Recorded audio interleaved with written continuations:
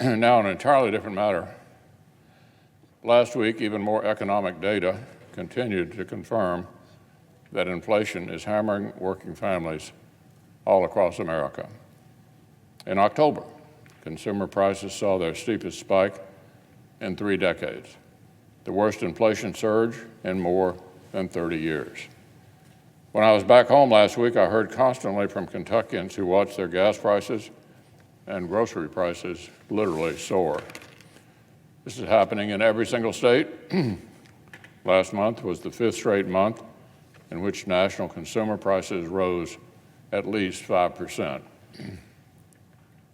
The Democrats' inflation crisis has gotten so bad that Washington Democrats have stopped trying to pretend that it's just transitory and are starting to admit that it's on them to fix it. The same Democrats who spent months denying that inflation was a lasting problem, the last people in America to wake up to this reality, are now convinced they're just the people to fix it.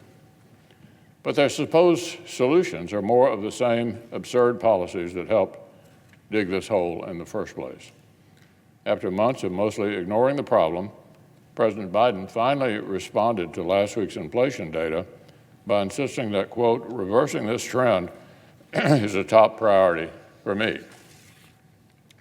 But surprise, the president's preferred solution just so happens to be the exact same reckless taxing and spending spree his administration has been pushing literally for months now.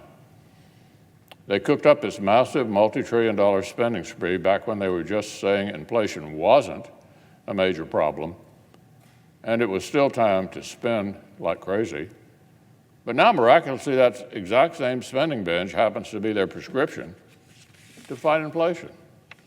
So give me a break. This is just a sweeping socialist wish list in search of a justification. It's another megadose of the same radical recklessness that Republicans have warned against all along, that American families are already paying dearly for as we speak.